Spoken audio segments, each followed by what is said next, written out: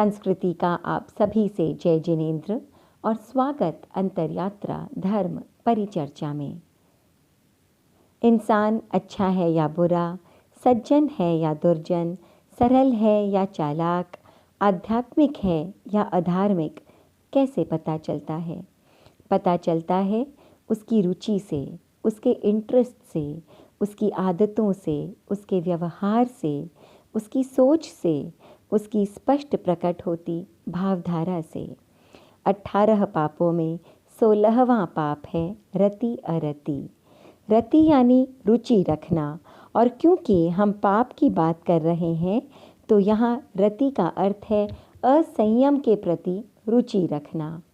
अरति का अर्थ है रुचि का न होना, यानी संयम के प्रति रुचि का न होना।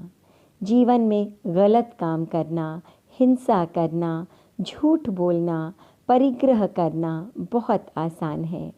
इन कार्यों से असंयम का पोषण होता है, अधर्म की वृद्धि होती है। सत्कर्म करने में प्रयत्न और पुरुषार्थ की आवश्यकता होती है। संयम का पोषण होता है, और जैसे जैसे जीवन में संयम बढ़ता है, सत संस्कार जागते हैं, धर्म की अभिवृद्धि होती है और आत्मा की सरलता, निर्मलता और उसका हल्कापन बढ़ता चला जाता है। तो रति अरति का अर्थ है असंयम में रुचि होना तथा संयम में रुचि नहीं होना। जीवन में संयम का होना बहुत ज़रूरी है। व्यक्ति जैन हो या अजैन, आस्तिक हो या नास्तिक, छोटा हो या बड़ा, निर्धन हो या धनवान, संयम का प्रयोग सभी के लिए हितकारी है। संयम वाणी का हो या मन का, भोग उपभोग का हो या परिग्रह का, संयम क्रोध का हो या मान का, जीवन में संयम होना अवश्य चाहिए, वरना असंयम की, लालच की तो कोई सीमा नहीं होती। एक ओर जहाँ संयम आत्मा को उबारने का मार्ग है, वहीं दूसरी ओर असंयम या रति अरति पाप आत्मा के पतन का कारण होता है। जैन आगम ज्ञाता धर्म कथा में पुंडरीक कुंडरीक का प्रसंग आता है। एक पुंडरीकिणी नामक नगरी थी। वहाँ के महापद्म राजा के 2 पुत्र थे, पुंडरीक कुंडरीक। एक बार धर्मघोष मुनि वहाँ पधारे। मुनि की वाणी सुनकर महाराज महापद्म अपने बड़े पुत्र पुंडरीक को राज्य तथा छोटे पुत्र को युवराज पद देकर मुनि बन गए। आगे चलकर धर्मघोष मुनि उसी नगर में वापस पधारे। इस बार महाराज पुंडरीक ने श्रावक धर्म स्वीकार किया और युवराज कुंडरीक मुनि बन गए। असाताकारी आहार से मुनि के शरीर में पित्त ज्वर और दाह ज्वर जैसी बीमारी हो गई और भयंकर वेदना होने लगी। एक बार धर्मघोष मुनि कुंडरीक आदि साधुओं के साथ फिर से पुंडरीकिणी नगर में पधारे। राजा पुंडरीक दर्शन करने आया। अपने छोटे भाई को रोगग्रस्त देखकर उन्हें बड़ा बुरा लगा। उन्होंने औषध और उपचार कराने की प्रार्थना की। मुनि धर्मघोष ने निवेदन को स्वीकार कर लिया। अनेक प्रकार की दवाइयाँ तथा समुचित पथ्य सेवन से मुनि का शरीर रोग मुक्त तो हो गया, किंतु मन बीमार हो गया।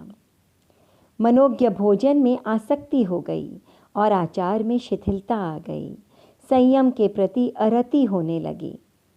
पुनः गृहस्थावास में प्रवेश करने की भावना मन में आ गई, किंतु संकोचवश एक बार तो वहाँ से उन्होंने विहार कर दिया। कुछ दिनों बाद वापस पुंडरीकिणी नगरी में आए। भाई पुंडरीक मुनि कुंडरीक को वंदना करने गए और उनकी भावना को देखते हुए पूछा, क्या आपकी भोगों में रति है? मुनि कुंडरीक ने कहा, हाँ, मुझे भोग प्रिय लगने लगे हैं। राजा पुंडरीक ने अपने पारिवारिक जनों को बुलाकर कुंडरीक का राज्याभिषेक कर दिया और स्वयं पंचमुष्टि लोचन करके संयमी बन गए। कुंडरीक सुखमय भोजन पान का सेवन करने लगा, किंतु अति जागरण और अति भोग के कारण उस आहार का सम्यक पाचन नहीं हुआ। कुछ ही दिनों में भयंकर व्याधि से ग्रस्त होकर मृत्यु को प्राप्त कर 7वीं नरक में उत्पन्न हुआ।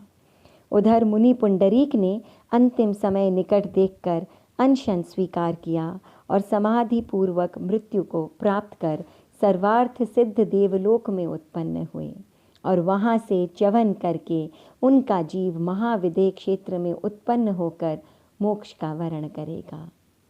तो संयम के प्रति होने वाली अरति ने जहाँ कुंडरीक को 7वीं नरक तक पहुँचा दिया, वहीं संयम के प्रति होने वाली रति ने पुंडरीक को सर्वार्थ सिद्ध तक पहुँचा दिया।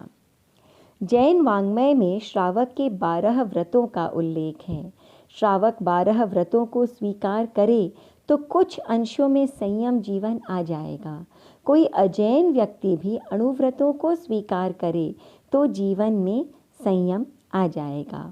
धर्म का थोड़ा अंश भी जीवन में आता है तो वह आदमी को महान भय से उबारने वाला होता है।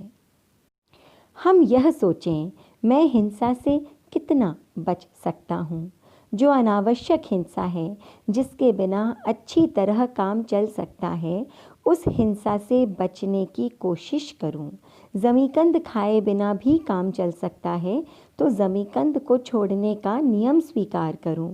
रात में बिना खाए मेरा काम चलता है तो रात्रि भोजन का त्याग करूं। यह भी संयम की साधना है।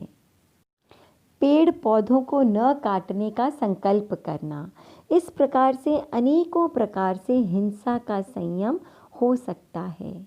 कषायों का संयम, क्रोध, मान, माया, लोभ का अल्पीकरण करना, यह भी संयम का प्रयोग है।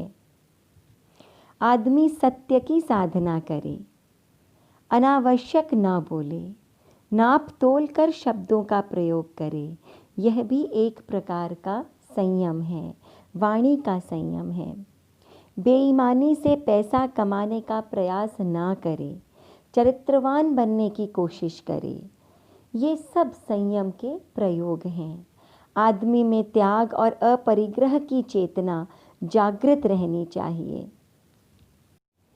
हम संयम के प्रति आकर्षण बढ़ाने की कोशिश करें, भोग से त्याग की ओर आगे बढ़ें, राग से विराग की ओर आगे बढ़ें, मनोरंजन से आत्मरंजन की ओर आगे बढ़ें, अज्ञान से ज्ञान की ओर आगे बढ़ें।